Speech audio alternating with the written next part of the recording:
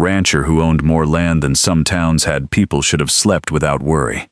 Yet on that cold Wyoming night, Ethan Rollins lay perfectly still in the leather chair beside the dying fire, his eyes closed, his breathing slow, pretending sleep for one simple reason. He wanted to know who Clara Bennett truly was when nobody was watching. If this quiet young maid was as kind as she appeared, or if it was only another mask people wore around wealthy men. Before this story begins, tell us where you're watching from. Stories like these keep the spirit of the Old West alive because people like you still believe simple acts can change a life. The study remained silent except for the soft crackle of burning oak and the distant whistle of wind outside. Minutes passed. Then the door opened just enough for a narrow beam of lamplight to slip across the floor. Clara stepped inside carrying an empty tray. She moved with careful little steps, almost afraid the old floorboards might wake him. Only 20 years old, with pale blonde hair tucked beneath a plain bonnet and simple brown work clothes, she looked smaller than she truly was. She noticed Ethan sleeping. She stopped. Her fingers tightened around the tray. For a long moment she simply watched him, not with curiosity, not with expectation, only with quiet concern. She glanced toward the window where icy drafts slipped through the glass. Without making a sound, she crossed the room. A folded wool blanket rested over the back of another chair. She lifted it slowly.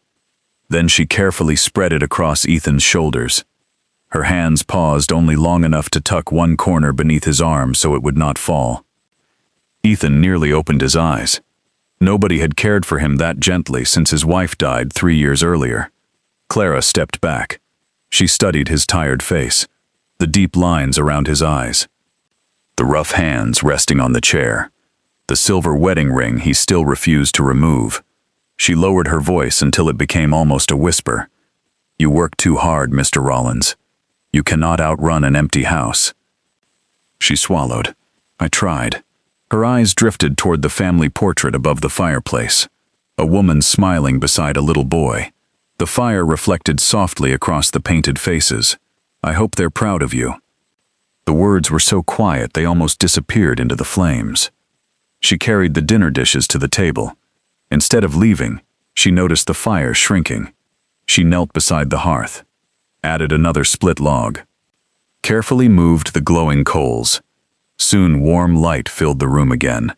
She smiled to herself. There, nobody should wake up cold. Ethan remained perfectly still. His chest tightened.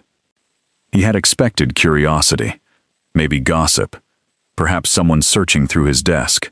Instead, he had found something completely different, a kindness that asked for nothing. Clara turned toward the door, then suddenly stopped. She reached into her apron pocket. A tiny cloth pouch appeared in her hand. She placed it beside his books. "My mother's lavender. It helps people sleep." She hesitated. "I know, because it helped me after Papa died." For a moment, she stood without moving. Her shoulders rose with one slow breath. Then she quietly brushed a small speck of dust from Ethan's desk, straightened one crooked ledger, folded a loose paper, not because anyone expected it, simply because she noticed. Before leaving, she looked once more toward the portrait. "I promise I'll take good care of your house. As long as you'll let me stay." She slipped out. The door closed without a sound. Ethan opened his eyes immediately. The room felt different, warmer, not because of the fire, because someone had entered expecting nothing in return. He looked at the blanket covering his shoulders, touched the little lavender pouch, lifted it slowly.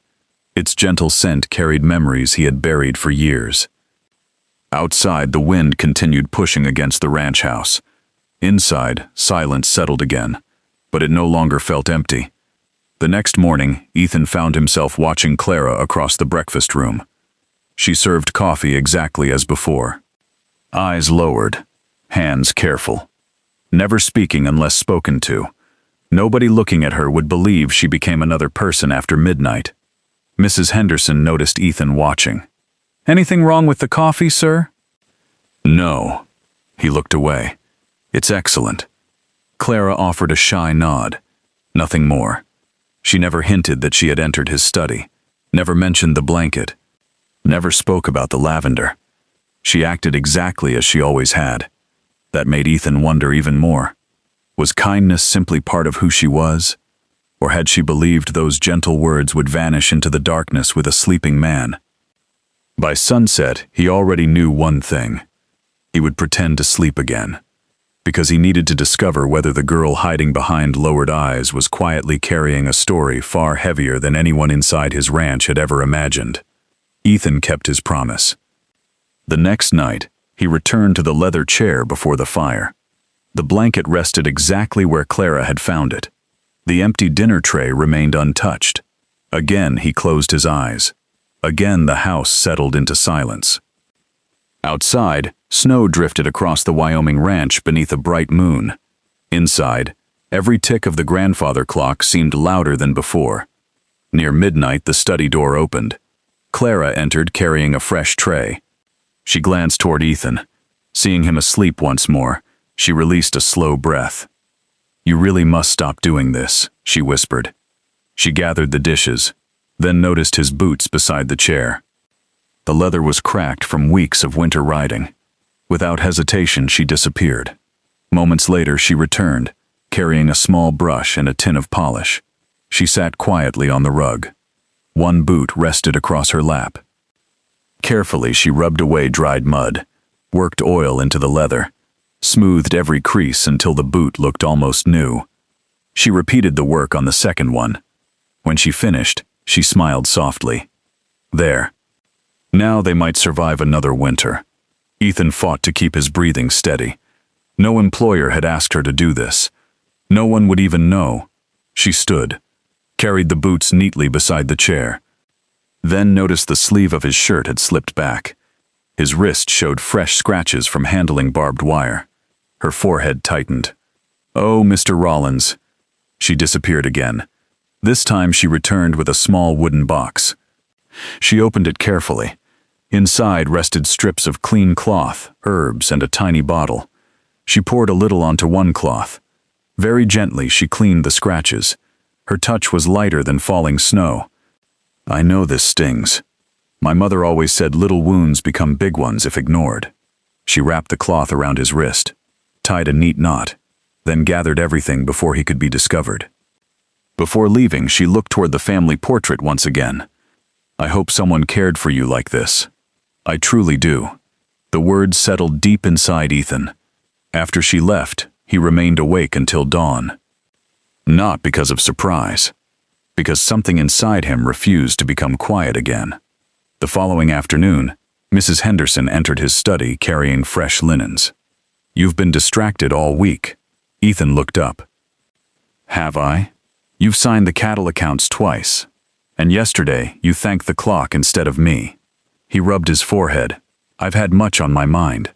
The older woman smiled knowingly. "So I noticed." She folded another blanket. "Miss Bennett worries about you." Ethan looked toward her. "What makes you say that?" "Every morning she asks whether you slept, whether you've eaten, whether you've remembered your coat."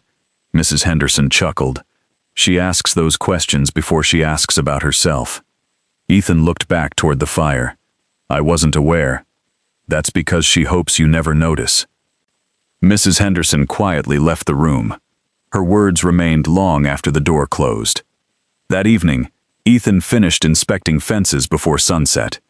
As he crossed the yard, he heard soft singing. Not from the ranch hands. Not from the bunkhouse. The sound floated from the old barn. Curious, he stepped inside. Hidden behind stacked hay, Clara gently brushed an aging workhorse. The old mare leaned against her shoulder with complete trust. "You've carried enough. You deserve soft hands now." She laughed quietly as the horse nudged her bonnet. "I know. I miss my mother too." Ethan remained hidden. The horse had belonged to his late wife. Since Sarah's passing, nobody except Ethan had touched the animal. Yet somehow the old mare had accepted Clara immediately. When Clara noticed a loose horseshoe, she knelt without complaint. She cleaned the hoof, checked every nail, ran her fingers gently along the injured leg. "No more running for you." We'll let the younger horses do that." She kissed the horse between its eyes, then quietly returned toward the house. She never saw Ethan standing in the shadows. Later that night, he walked through the stable alone. The old mare lifted her head. For the first time in years, she looked peaceful. He rested his hand against her neck. "So she takes care of you too," his voice barely escaped. A cold wind swept through the open barn door. Ethan looked across the moonlit ranch. 30 cowboys, 5,000 acres.